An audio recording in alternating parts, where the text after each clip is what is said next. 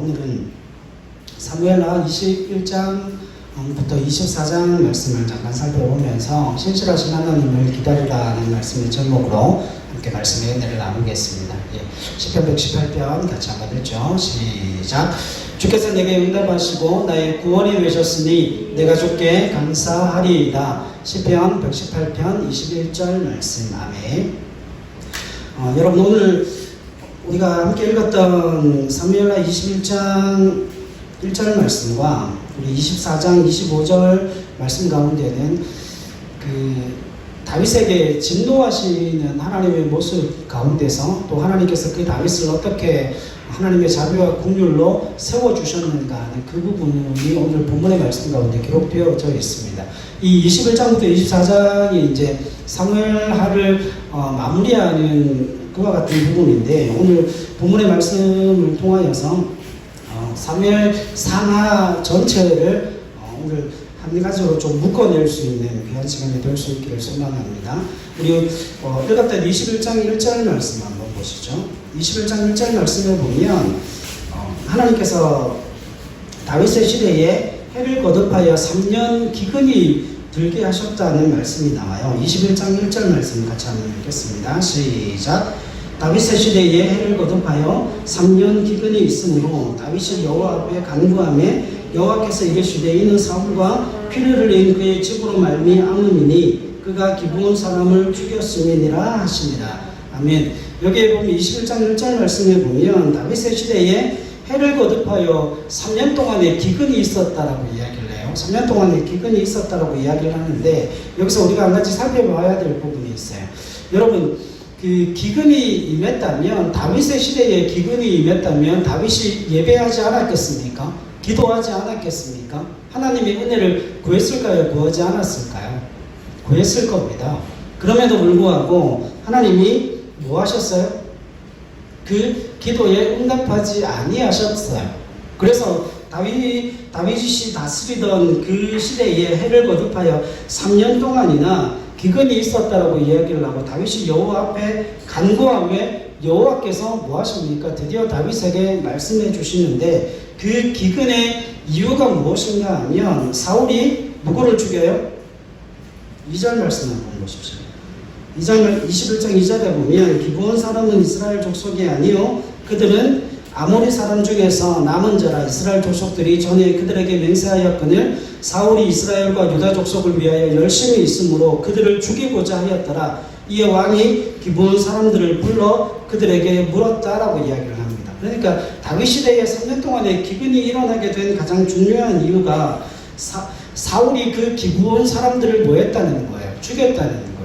그 피로 말미암아 다윗의 시대에 기근이 왔는데, 그 기근의 문제를 어떻게 해결할까 고민하던 차에 그 기브온 사람들을 불러서 다윗이 내가 너희에게 어떻게 해주랴 그렇게 이야기할 때, 기브온 사람들이 다른 건 우리에게 다 필요 없지만 그 사울의 가문에 속한 사람들을 우리에게 내어주십시오.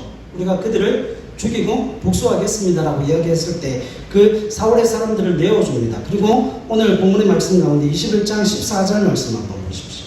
21장 14절 같이 읽을게요. 시작. 사울과 그의 아들 요나단의 뼈와 함께 베냐민 땅 살라에서 그의 아버지 기스의 묘에 장사하되 모두 왕의 명령을 따라 행하니라. 그 후에야 하나님이 그 땅을 위한 기도를 들으십니다. 여러분, 여기에 보면 21장 1절부터 14절 말씀에 보면 하나님이 언제 그 땅을 위한 기도를 들으셨대요? 언제 그 땅을 위한 기도를 들으셨다라고 이야기합니까? 다윗이 사울이 기브온 사람들에게 행하였던 그 죄의 문제가 해결되었을 때, 그리고 14절 말씀 하반절에 보면 그 후에야 하나님이 그 땅을 위한 기도를 들으셨다. 여러분, 하나님이 그 기도를 들으셨다는 의미는 뭐죠?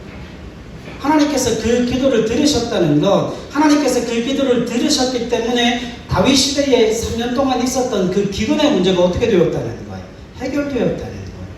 그러니까 하나님이 들으시면 문제가 해결되어진다는 의미죠. 자, 24장으로 한번 가보시죠. 24장 1절에 보면 여호와께서 다시 이스라엘을 향하여 뭐 하셨답니까? 진노하셨대요.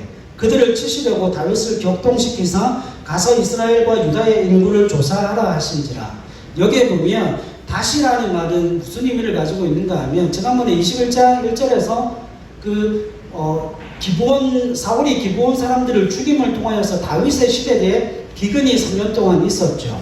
그 기근의 문제가 어떻게 해결돼요?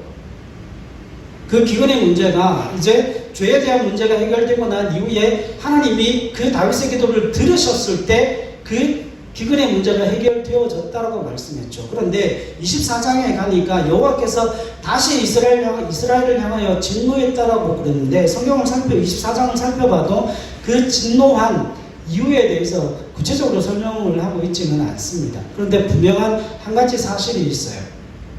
24장 1절 말씀에 나타나 있는 바와 같이 여러분 하나님께서 이 24장 1절만 보면 하나님께서 다윗을 치시기 위해서 다윗의 마음을 완악하게 만드셨고 그 다윗으로 하여금 하나님의 징계 아래 놓이게 하시기 위해서 하나님이 무엇인가를 꾸미신 듯한 그런 느낌을 받게 됩니다.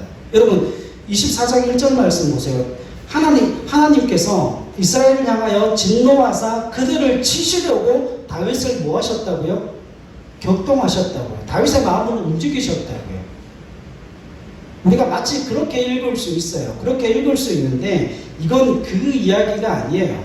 다시 말하면 하나님이 다윗을 징계하시고자 하시는 그 목적과 의도를 가지고 다윗에게 무엇인가를 행했다는 그 의미를 가지고 있지 않고 이건 훨씬 더 큰 의미를 가지고 있습니다. 그러니까 그 이스라엘이 안정이 되고 난 이후에 블레셋도 이기고 모압과 암몬 족속도 이기고 그 주위에 있는 나라들을 다 평정하고 난 이후에 다윗의 마음이 하나님께로부터 멀어지기 시작하는 거예요. 다윗의 마음이 하나님께로부터 멀어지기 시작한 그때에 여러분 하나님을 믿던 사람이 하나님을 섬기던 사람이 하나님과 멀어졌다는 건 무슨 의미를 담고 있는 줄 아십니까? 하나님의 말씀이 들린다는 거예요? 안 들린다는 거예요? 하나님의 말씀이 안 들린다는 거예요. 그러면 여러분 하나님의 말씀은 왜 안 들릴까요? 그게 중요한 거예요. 하나님의 말씀이 안 들리는 가장 중요한 이유는 그의 마음이 어떻게 되어졌다는 거예요? 완악해졌다는 거예요. 하나님의 말씀은 계속 주어지고 있어요. 하나님의 은혜는 계속 주어지고 있어요. 여러분 애굽 왕 바로에게 모세가 나갈 때에 모세가 몇 번을 나갑니까? 몇 번을 가죠? 10번을 갑니다. 자그마치 10번을 갑니다. 10가지 재앙을 내리면서 10번을 가는데 여러분 모세가 그 바로왕 앞에 10번을 갔다는 건 무슨 의미를 담고 있어요? 하나님의 말씀이 그 애굽왕에게 계속해서 주어지고 있다는 이야기입니다. 애굽왕에게 하나님의 말씀이 계속 주어지고 있음에도 불구하고 바로의 마음이 뭐해서요? 강팍하고 바로의 마음이 완악하여서 하나님의 말씀을 듣지 못하는 거예요. 그러니까 다윗이 지금 나라가 안정되어 가고 있는 그 상황 가운데서 갈수록 자신의 힘을 의지하고 자신의 권력과 자신이 가지고 있는 그 정치력을 의존함을 통하여서 그 마음이 완악하여져서 하나님의 말씀이 들린다는 거예요? 안 들린다는 거예요? 하나님의 말씀이 들리지 않음을 통하여 하나님과 멀어지고 있는 그 상황 가운데에 하나님의 진노가 다윗에게 임하였다는 그 의미를 담고 있습니다.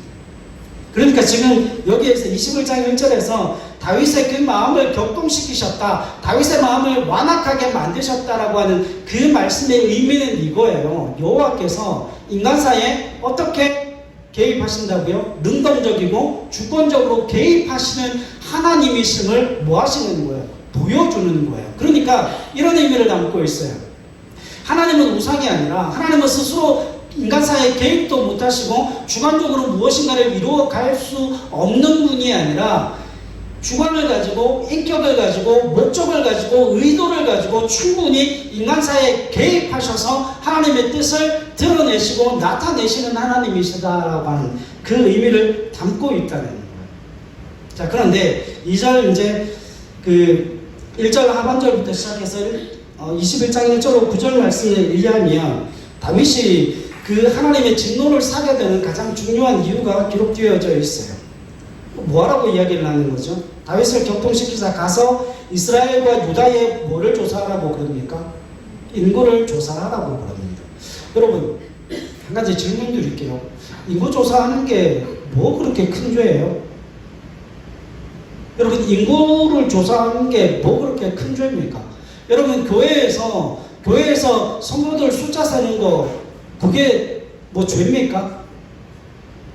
우리 눈에는 별로 뭐 그렇게 중요한 일처럼 여겨지지 않잖아요. 여러분, 다윗이 자신이 거느리고 있는 그 백성의 수가 얼마고 전쟁에 나갈 수 있는 그 군사들이 얼마인지 그 인구를 조사한다는 거, 그게 뭐 그렇게 큰 일이고 뭐 그래 잘못된 일이겠습니까? 우리가 보면 나라를 잘 다스리고 정치를 제대로 행하기 위해서 인구조사를 하는 거 당연하게 여겨질 수 있지만, 고대 근동지방에서 인구조사는 전혀 다른 의미를 담고 있다는 거예요. 여러분, 다윗이 인구조사를 한 이유는 이것 때문입니다. 징병, 징용, 징세. 그러니까 뭘 하기 위함이에요? 그 사람들을 취해서 전장에 칼을 차고 전장에 보낼 수 있는 그 사람들이 몇 명인지, 자신의 군사력이 몇 명인지, 그 다음에 그들로부터 뭘 받아요? 세금을 받아요. 그들로부터 받는 세금, 그리고 그들을 뭐 할 수 있어요? 자신이 원하는 때에 징집해서 다른 나라와 싸울 때에 보낼 수 있는 그 권력을 누가 가지고 있는 거예요? 다윗이 가지고 있는 거예요. 그러니까 여러분, 이 당시에 인구조사라고 하는 건 굉장히 폭력적이고 굉장히 억압적으로 이루어지는 일이었어요. 그러니까 내가 얼마만큼의 권세를 가지고 있고 내가 얼마만큼의 권력을 가지고 있는지를 그 백성들에게 알리는 정치의 도구로, 그러니까 그 백성들을 폭력적으로 억압하는 정치의 도구로 뭘 사용한 거예요? 인구조사가 사용되어지는 거예요. 옛날에 보면 여러분, 왜 그 일본군이 우리나라 그 학생들과 청년들을 징용해 갈 때 어떻게 징용해 갑니까?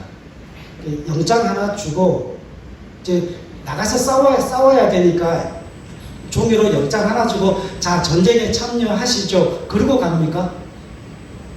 가기 싫은 발버둥 치는 사람들 머리채를 잡고 허리춤을 잡고 그리고 그냥 징병해서 그냥 끌고 가잖아요. 그러니까 이 시대에, 다윗 시대의 인구조사가 그냥 뭐 가가오 전화해서 전쟁에 나갈 수 있는 사람이 몇 명입니까? 이게 아니고 말을 타고 그 집에 쳐들어가서 그냥 그 집에서 전쟁에 나갈 수 있는 사람들 다 그냥 세는 거예요. 허락도 안 받고. 숨어있는 사람들까지 다 찾아내서 그 사람들의 인원수를 다 해야 되는 거예요. 그러니까 그 모습들이 그 당시에는 어떻게 여겨졌는가 하면 다윗의 권력과 다윗의 힘을 백성들로 하여금 직접 체감하고 느낄 수 있도록 하는 것이 뭐예요? 그 당시에 인구조사였다라고 하는 거예요. 그러니까 결국은 그 인구조사의 의미가 뭔지를 아십니까? 자신의 권력을 강화하기 위한 도구로서 뭘 하는 거예요? 인구조사를 하는 거예요. 여러분, 이것이 문제가 되는 이유가 있어요. 말씀한 구절 찾죠? 사무엘상 14장 6절 한번 찾아보십시오. 여기에 요나단의 이야기가 나와요. 사무엘상 14장 6절, 요나단이 했던 굉장히 중요한 이야기가 나옵니다. 여러분, 이것이 우리의 인생의 모토가 되어줄 수 있기를 소망합니다. 14장 6절이에요. 같이 한번 읽죠. 구약성경 428면에 있습니다. 시작. 요나단이 자기의 무기를 든 소년에게 이르되 우리가 이 할례 받지 않은 자들에게로 건너가자 여호와께서 우리를 위하여 일하실까 하노라. 여호와의 구원은 사람이 많고 적음에 달리지 아니하였느니라. 아멘. 여러분, 여호와의 구원은 누구에게 달려있지 않아요? 인구수에 달려있지 않아요. 사람의 많고 적음에 달려있지 않아요. 근데 지금 다윗이 인구조사를 한다는 건 무슨 의미를 담고 있어요? 전쟁의 승패가 누구에게 달려있다는 거예요? 그 인구에게 달려있다는 거예요. 내가 얼마나 많은 사람들을 징용하고 내가 얼마나 많은 사람들을 전쟁터에 보낼 수 있는가에 자신의 힘과 권력에 그 전쟁의 승패가 달려져 있다라고 하는 거예요. 그러니까 결국 뭐 하는 겁니까? 결국 하나님과 멀어지는 거예요. 하나님이 말씀하시는 건 뭐예요? 전쟁의 승패는 누구에게 속해 있는 거예요? 하나님께 속해 있어요. 전쟁의 승패는 사람의 많고 적음에 달려 있는 것이 아니라 요나단이 그렇게 믿음으로 고백한 것처럼 전쟁은 여호와께 속한 것이니 여호와께서 그 전쟁을 오케이 하시면 몇 명이 가든 몇 사람이 가든 얼마나 많은 적들과 싸우든 상관없이 하나님이 그 전쟁을 이기게 하신다는 거예요. 근데 다윗은 지금 뭘 하고 있는 거죠? 그 인구조사를 통하여서 자신의 힘을 드러내고 자신이 가지고 있는 그 힘과 권력을 가지고 무엇인가를 해보려고 하는 거예요. 여러분, 거기에서부터 어떤 일이 일어납니까? 왕의 교만을 징계하시는 하나님의 역사가 하나님의 진노로 드러나고 나타납니다. 여러분, 여기에 보면 요압이라고 하는 사람이 그렇게 믿음이 좋은 사람이 아님에도 불구하고 3절에 보면 요압이 이렇게 이야기를 해요. 요압이 왕께 아뢰되 이 백성이 얼마든지 왕의 하나님 여호와께서 100배나 더하게 하사 내 주 왕의 눈으로 보게 하시기를 원하나이다. 그런데 내 주 왕은 어찌하여 이런 일을 기뻐하시나이까? 요압이 지금 그 인구조사를 찬성하는 거예요? 말리는 거예요? 말리고 있죠. 근데 이 요압의 이야기가 다윗의 귀에 들려요? 안 들려요? 전혀 안 들립니다. 다윗의 마음은 이미 완악해질 때는 완악해져서 자기가 하고 싶은 그 일을 자기가 보고 싶은 그것을 보고자 하는 거죠. 그래서 4절에 왕의 명령이 요압과 군대 사령관들을 뭐 했다고요? 재촉했다라고 이야기해요. 그래서 결국 다음부터 부엘세바까지 이스라엘의 최북단부터 부엘세바라고 하는 최남단까지 뭐가 이루어져요? 뭐가 이루어져요? 인구조사가 이루어집니다. 그런데 여러분 여기 24장 1절에 보면 다윗을 격동시키사 가서 이스라엘과 유다의 인구조사를 하라고 이야기를 했죠. 그런데 역대하에 보면 뭐라고 나오는가 하면 사단이 다윗의 마음을 틈타서 사단이 다윗의 마음을 움직여서 그와 같은 일들을 하게 만들었다라고 이야기를 해요. 그러면 결국 다윗의 그 완악함이 결국 그가 하나님을 믿고 하나님을 섬기는 사람이었지만 이때 이 당시에는 결국 그 마음 가운데 뭐가 들어왔다는 거예요. 사단의 움직임을 통하여서 그 마음이 완악해짐으로 그 믿음 좋던 다윗이 그 예배하는 다윗에게 하나님의 말씀이 들려지지 않아 그 영혼이 어떻게 되어지는 거예요? 하나님의 뜻과 계획에 반하는 하나님과 정반대의 길을 하게 되는 그런 죄를 범하게 되었음을 성경이 말씀을 하고 있는 거예요. 자, 여러분, 이 다윗의 인구조사의 목적이 결국 다윗이 그 국가 권력의 유혹에 넘어가 있는 모습을 발견할 수 있게 되죠.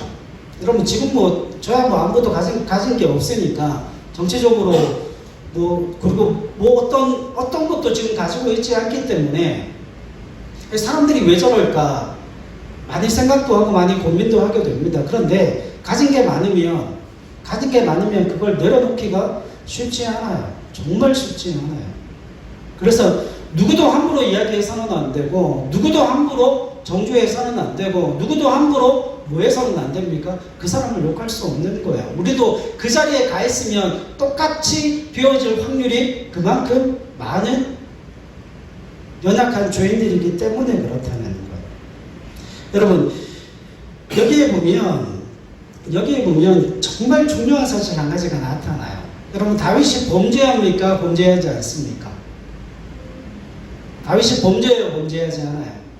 분명히 명백하게 하나님의 뜻을 거스르잖아요. 그런데 그렇게 믿음 줬던 다윗에게도 하나님을 떠나서 그 마음이 완악해지니까 그 죄악 가운데 폭주하게 되니까 어떤 일들이 일어나는가 하면 지금 요압이라고 하는 그 군대 장관이 다윗에게 와서 왕이시여 여호와께서 하시면 지금보다 100배는 더 많은 군사들을 만들어낼 수 있지 않겠습니까? 굳이 인구조사를 할 이유가 어디에 있겠습니까? 그 이야기가 전혀 안 들린다는 거예요. 다윗의 정말 인간적인 모습이 오늘 본문의 말씀 가운데 기록되어져 있죠. 그런데 여러분 24장 10절과 17절 말씀에 보면 충격적인 이야기가 나와요. 충격적인 이야기가 나와요. 여러분 여기에 우리가 생각할 부분들이 굉장히 많은데 24장 10절과 17절 말씀에 보면 그 다윗의 범죄에 대한 하나님의 징계가 다윗에게 주어지고 있어요. 여러분 10절 말씀 한번 보십시오.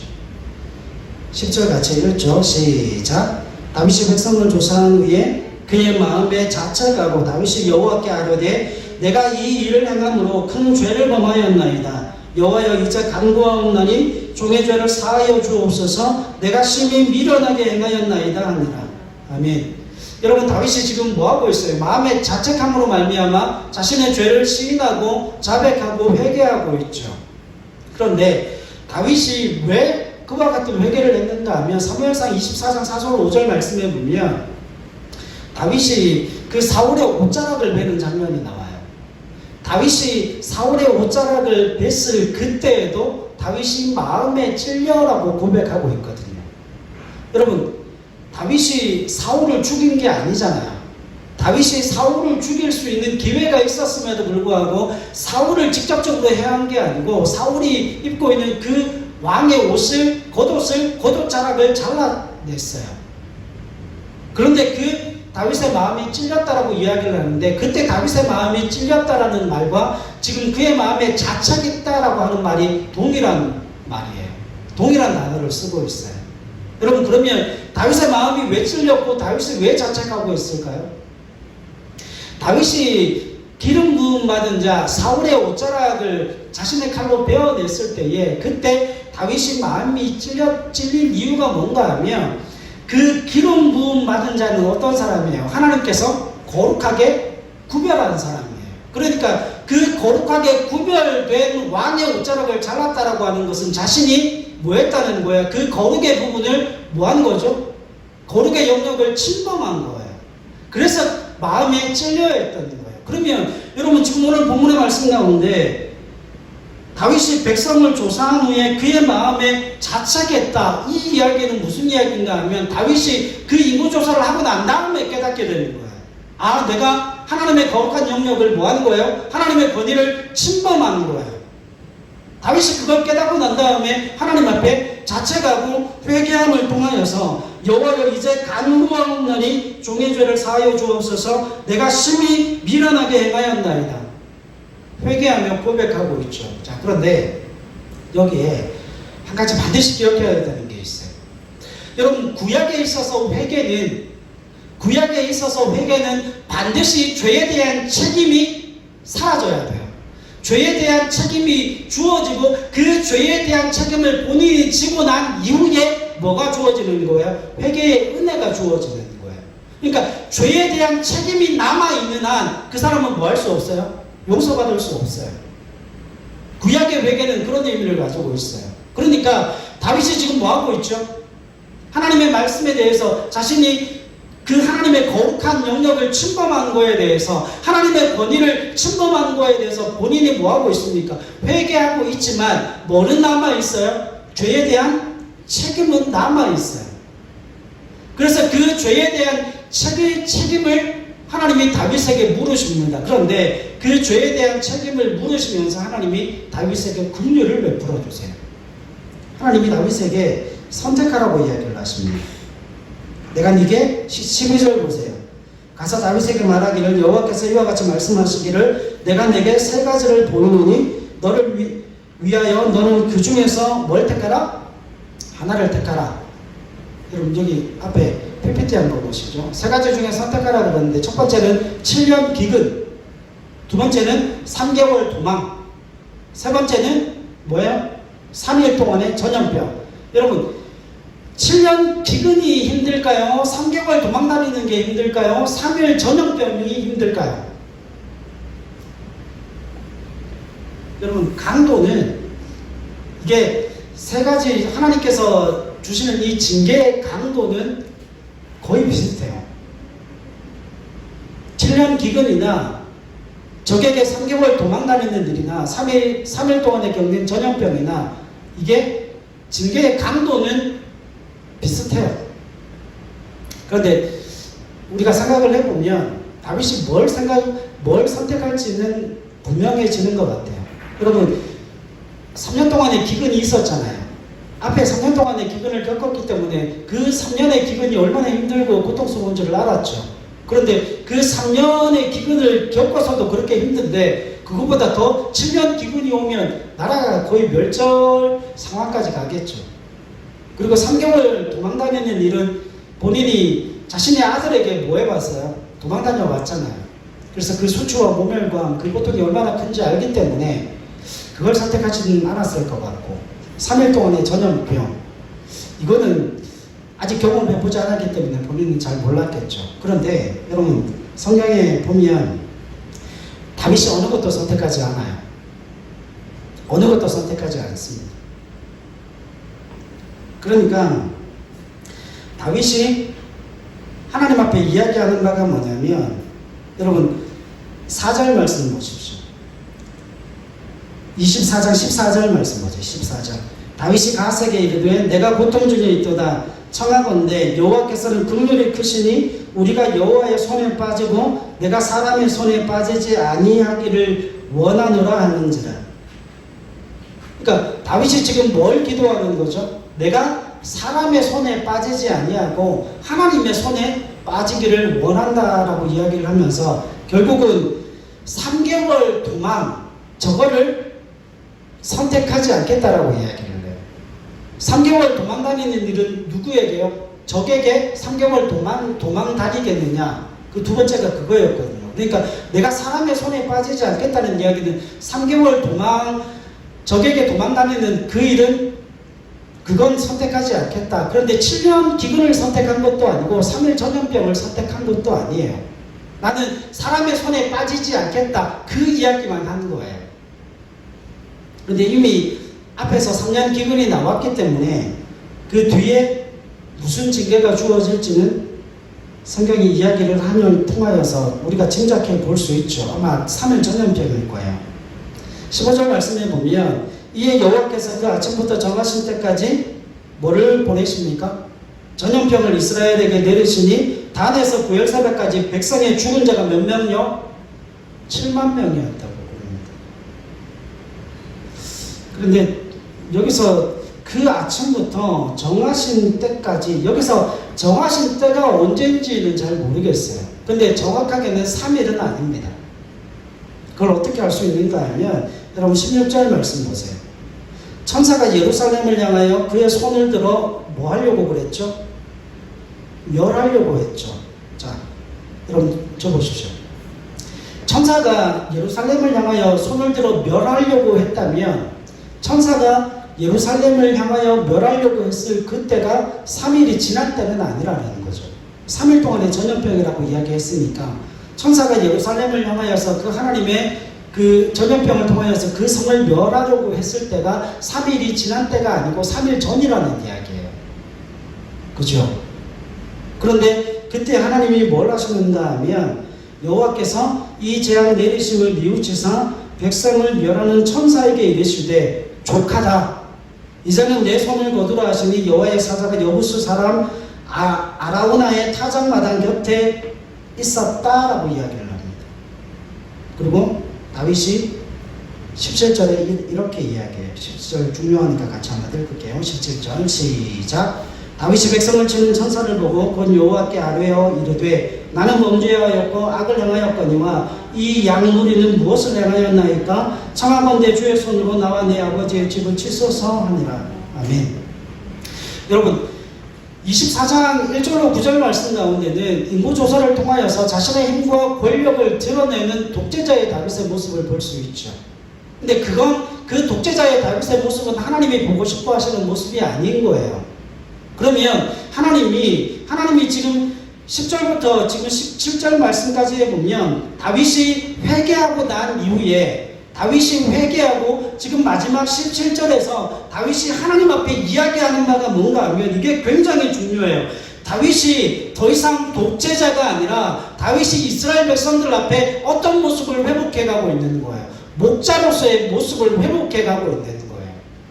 그러니까 하나님이 다윗에게 원하는 것이 무엇인가가 분명해요. 하나님은 이스라엘을 전체적으로 힘과 권력으로 다스릴 독재자를 원하시는 게 아니라 하나님이 다윗에게 목자가 되셨듯 다윗이 그 이스라엘 백성들 앞에 그들을 푸른 초장과 쉴만한 물가로 인도하는 목자가 되기를 원하셨던 거예요. 그러니까 열방의 왕들은 취하는 자입니다.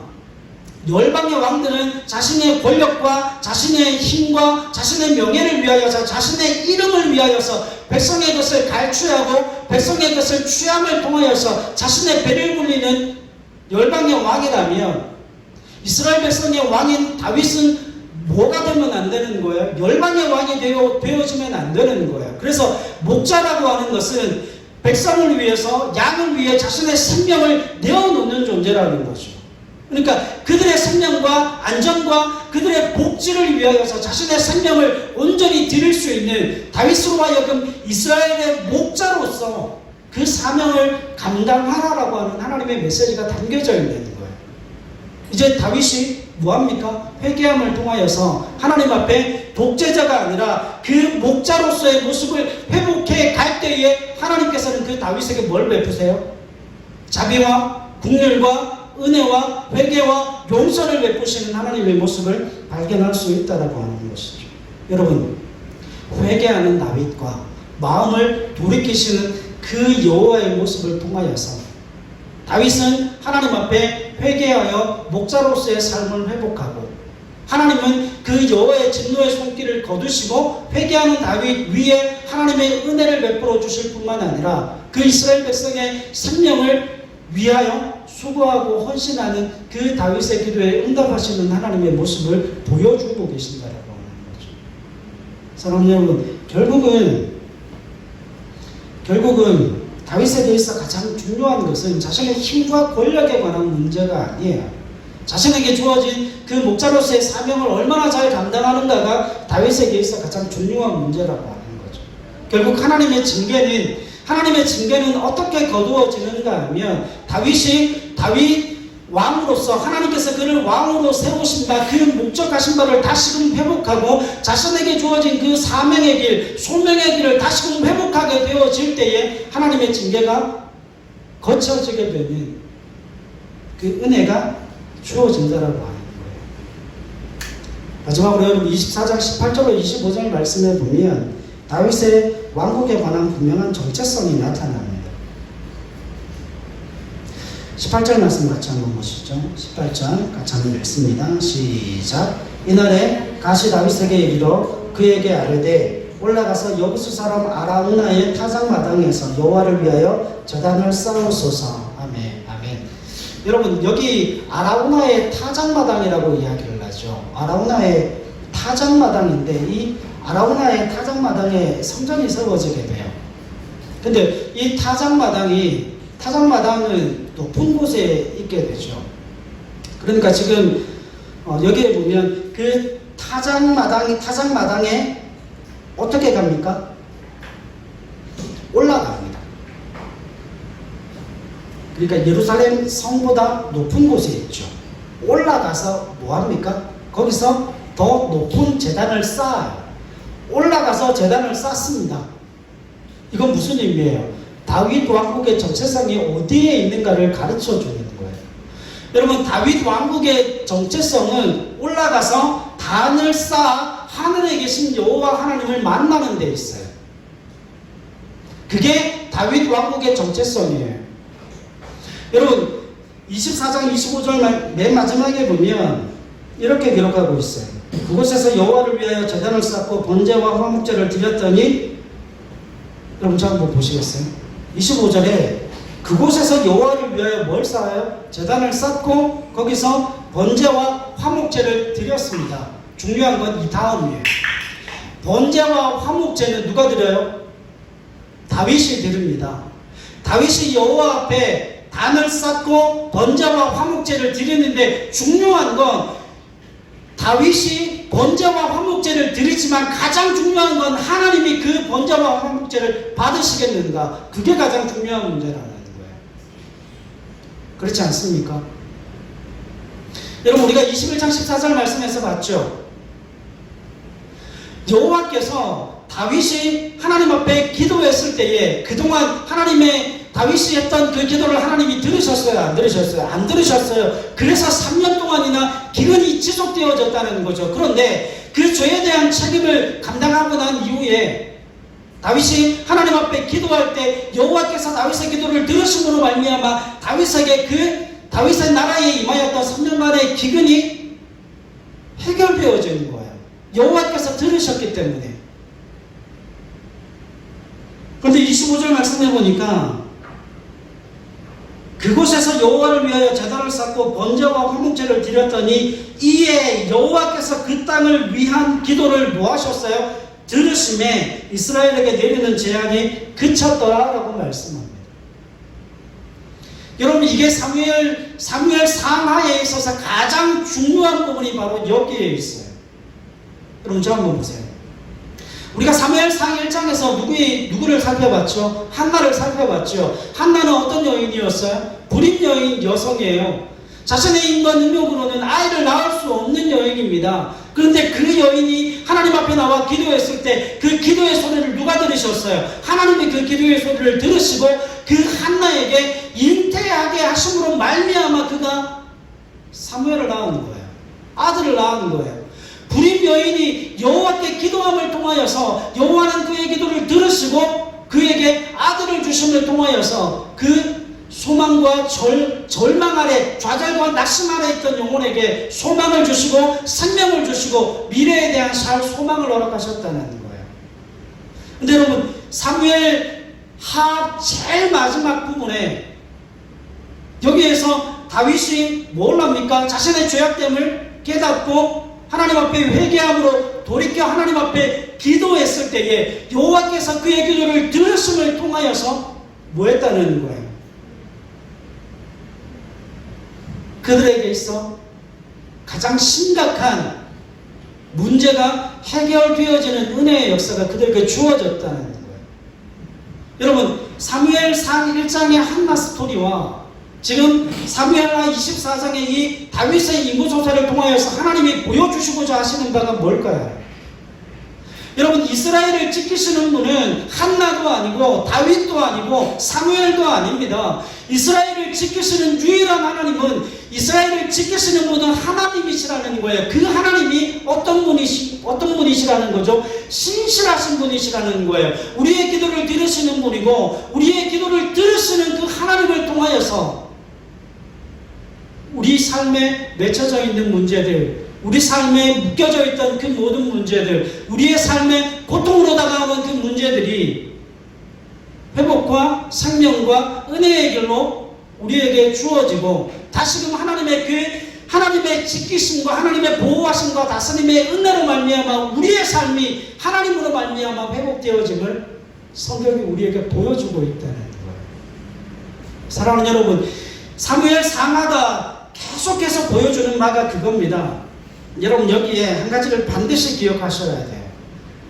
다윗이라고 하는 그 사람의 삶 속에 다윗은 날마다 고통 속에 있었고 고난과 좌절과 낙심과 어려움 속에 놓여져 있었지만 다윗에게 한 가지 없는 게 있었어요. 다윗에게 한 가지 없는 게 있었어요. 이게 우리에게도 없어야 합니다. 여러분, 다윗에게 있어 다윗은 자신의 삶이 어떠한 고통 속에 놓여있던지, 어떠한 고난 속에 놓여있던지, 어떠한 좌절과 낙심과 절망 속에 놓여있던지 하나님께서 신실하시다라고 하시는 그 믿음, 그것 하나는 절대 버리지 않았어요. 다윗에게 있어 하나님이 신실하지 않다라고 하는 그 불신앙의 모습이 그에게는 없었습니다. 그가 어떤 처지에 있든지 간에 상관없이, 여러분, 그는 압살롬에게 쫓길 때도, 기근을 당하였을 때도, 자신의 나라 백성들 7만 명이 죽임을 당하고 예루살렘이 완전히 몰락해가는 그 하나님의 징계 속에 놓여있을 그때조차도 다윗은 하나님의 신실하심에 대해서 단 한 번도 의심하지 않았다는 거예요. 여러분, 그 하나님의 신실하심이 무엇인 줄 아십니까?